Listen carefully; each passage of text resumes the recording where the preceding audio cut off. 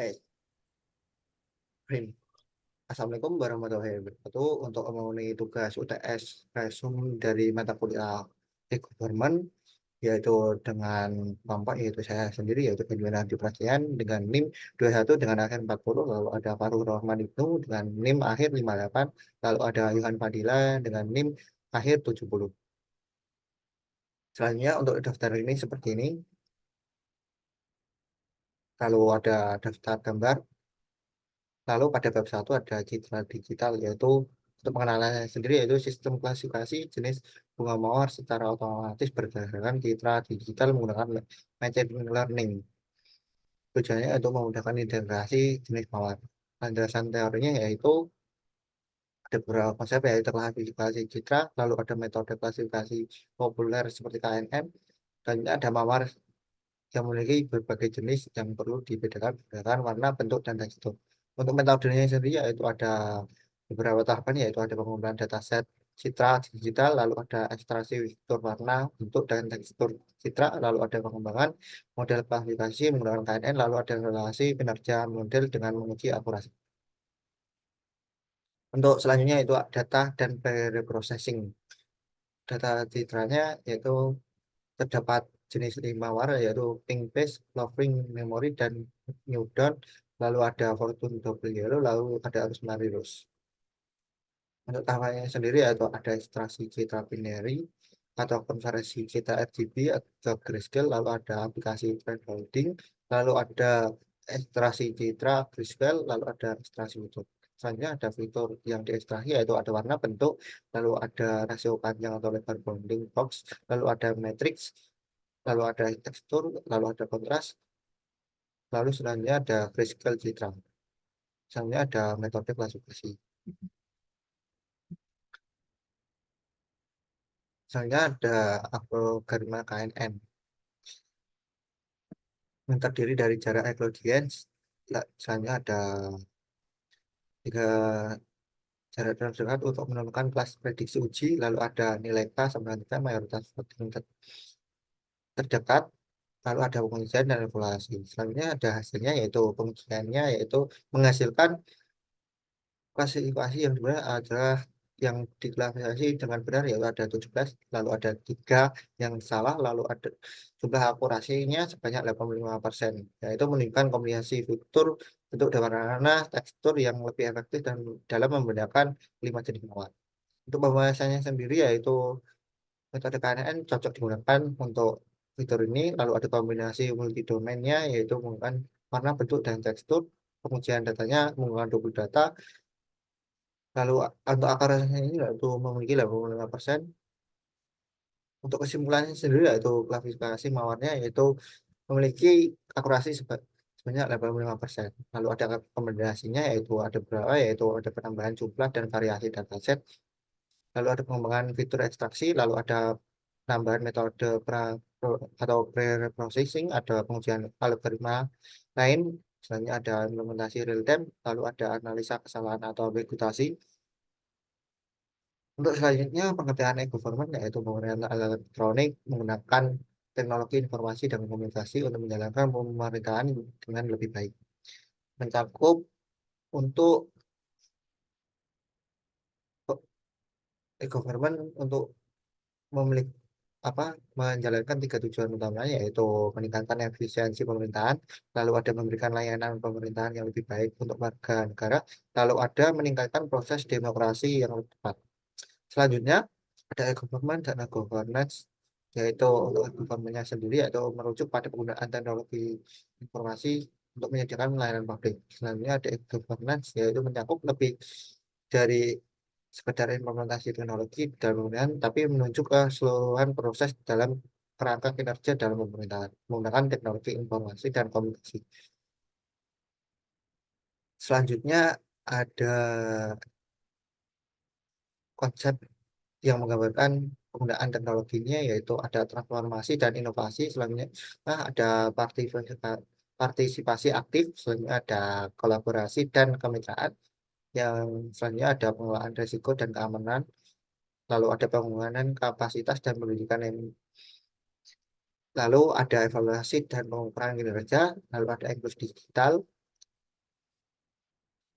Lanjut ke materi selanjutnya yaitu pengantaran e-government, di mana definisi seperti yang saya sudah jelaskan tadi.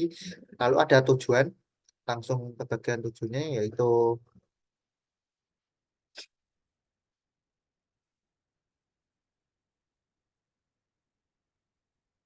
untuk tujuannya yaitu untuk meningkatkan efisiensi, lalu ada transparansi yang lebih besar, lalu ada keamanan yang lebih baik, lalu ada pemberian layanan yang lebih baik, lalu ada mengurangi biaya dan korupsi. Selanjutnya ada indeks pengembangan e-government, lalu ada peringkat negara yang masuk ke dalam EDGI. Lalu untuk posisi ASEAN sendiri, Indonesia menempati nomor 88 dari banyak negara. Lalu ada jenis e-government, yaitu ada G2C, ada government to government atau G2G, lalu ada government to business atau G2B, lalu ada government to employment atau G2E. Sebenarnya ada manfaat, yaitu manfaat e-government, yaitu meningkatkan efisiensi, lalu ada transparansi yang lebih besar, lalu ada keamanan data yang lebih baik, lalu ada pemberian layanan yang lebih baik, lalu ada mengurangi biaya dan korupsi.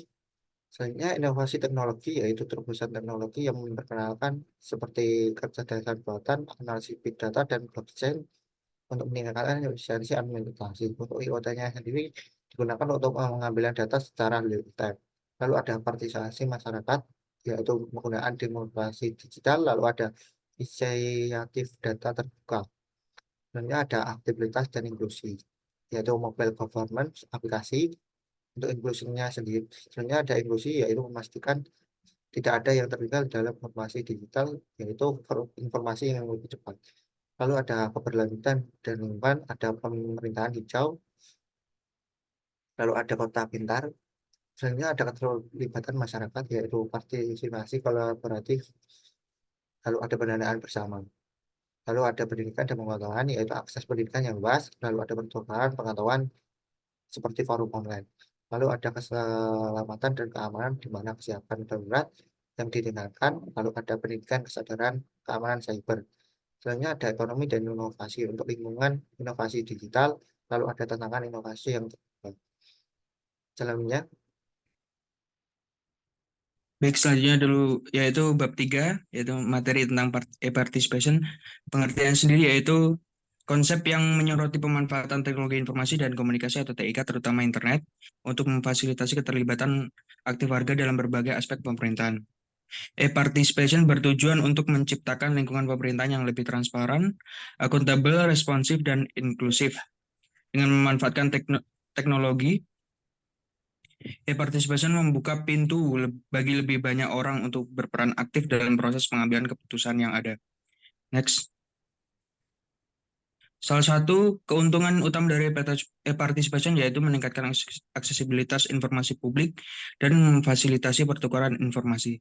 Seperti yang ada pada gambar, di mana e-participation sendiri memiliki peran yaitu sebagai decision making consultation dan provision of information. Selain itu, e-participation juga memainkan peran penting dalam memperluas ruang partisipasi politik dan sosial bagi masyarakat, dengan memungkinkan warga untuk berpartisipasi dalam proses pengambilan keputusan tanpa harus hadir secara fisik di lokasi pertemuan atau kantor. Next. Kemudian ada indeks partisipasi elektronik atau IDE, yang dikenal sebagai alat pengukuran yang digunakan untuk mengevaluasi tingkat keterlibatan dan partisipasi masyarakat dalam proses pemerintahan elektronik atau e-government.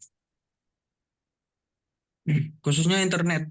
Dalam memfasilitasi partisipasi masyarakat dalam kegiatan pemerintahan, indeks partisipasi elektronik seringkali mengukur beberapa dimensi partisipasi elektronik. Yang pertama yaitu ada aksesibilitas, kemudian penggunaan, yang ketiga kualitas interaksi, next ada efektivitas. Indeks partisipasi sendiri dapat digunakan oleh pemerintah, organisasi internasional, dan peneliti untuk mengukur dan membandingkan tingkat partisipasi elektronik di berbagai negara atau wilayah. Next. Kemudian ada model e-participation di Indonesia. Di Indonesia sendiri ada beberapa model dan alat yang digunakan untuk memfasilitasi e-participation. Salah satunya yang pertama yaitu ada portal e-partisipasi. kemudian ada aplikasi mobile, kemudian media sosial, kemudian ada pemungutan suara elektronik, next, ada program pelatihan dan edukasi, yang terakhir yaitu ada kemitraan dengan swasta dan LSM. Next. Poin berikutnya yaitu tantangan yang terhadap e-partisipasi. Beberapa tantangan e-partisipasi di Indonesia mencakup sejumlah faktor yang berkaitan dengan infrastruktur teknologi, kultur partisipasi, kebijakan pemerintah.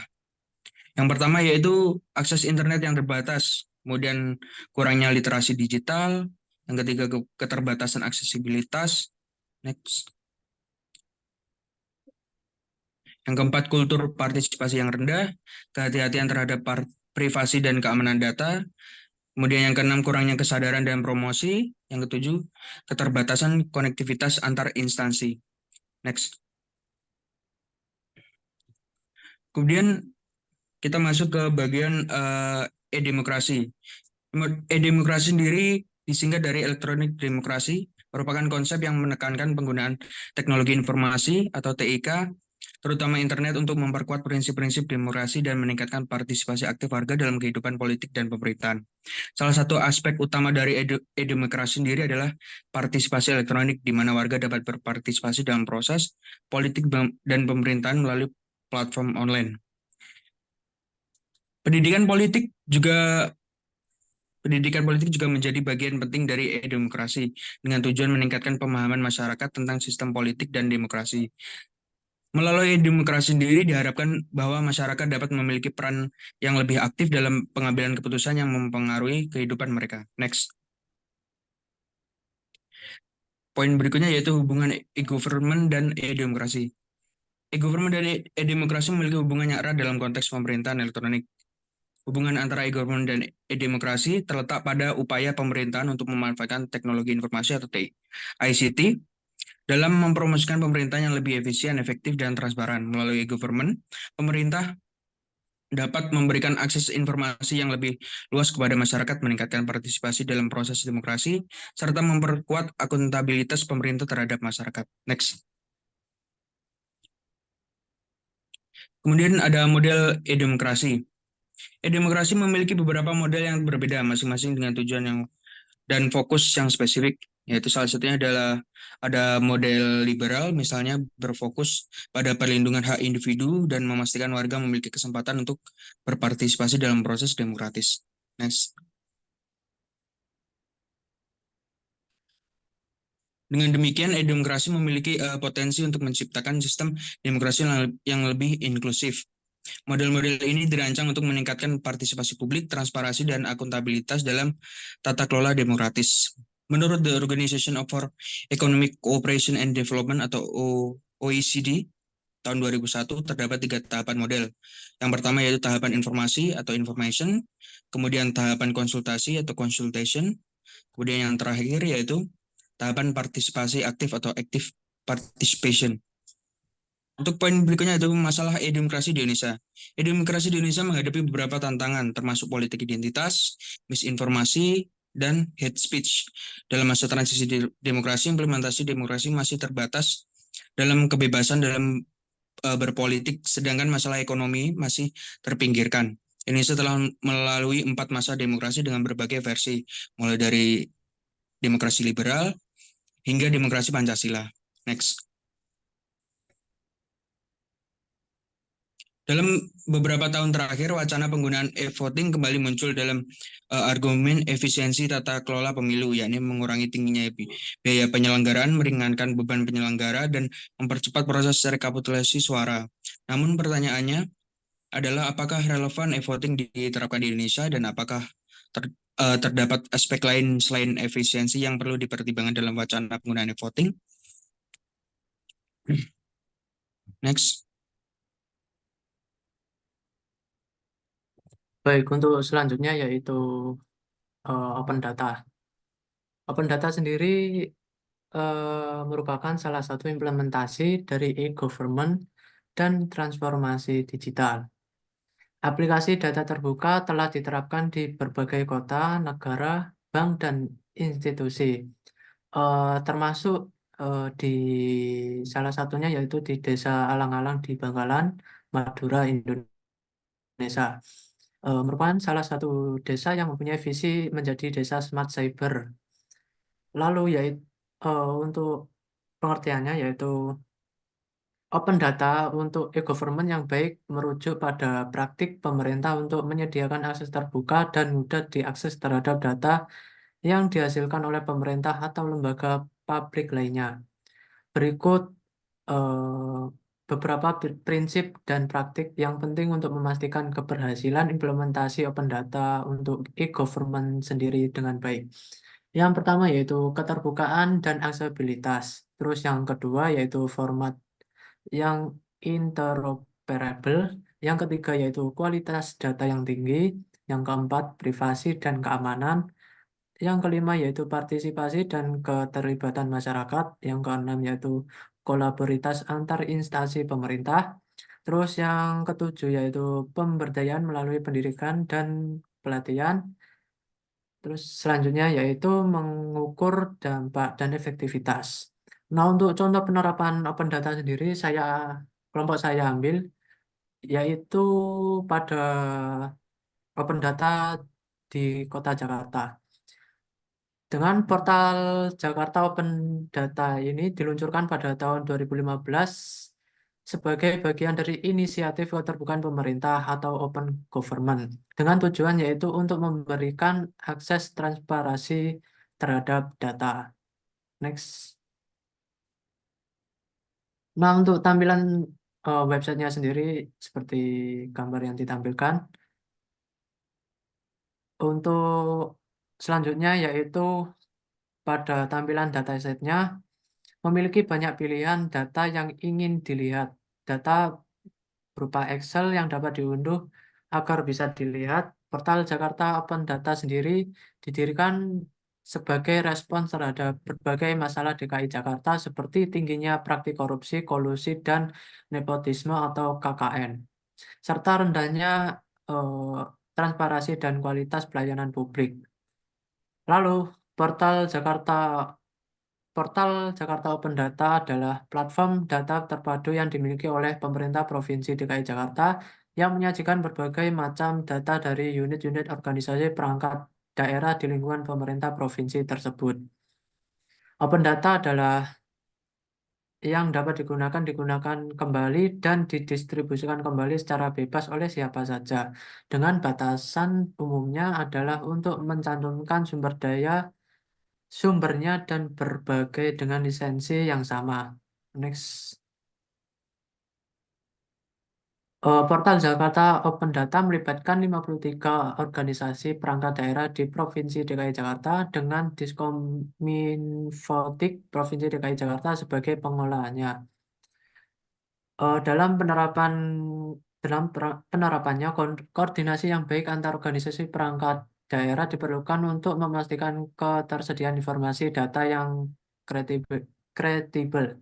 Untuk mencapai keberlanjutan dukungan lingkungan sosial, politik, dan ekonomi di Jakarta, sangat penting. Pemanfaatan informasi data yang tersedia pada portal Jakarta Open Data dapat mendukung berbagai kepentingan masyarakat di berbagai sektor. Terus Diskominfotik Provinsi DKI Jakarta memiliki peran penting dalam memastikan kelancaran dan keberlanjutan portal Jakarta Open Data. Dengan komitmen yang kuat, pemahaman yang baik tentang kebijakan open data, dan intensitas dalam menjalankan dan melaporkan pengelolaannya. Saya kembalikan ke Edwin. Baik, sekian dari kamu kami. Ada kurangnya, mohon maaf. Wassalamualaikum warahmatullahi wabarakatuh.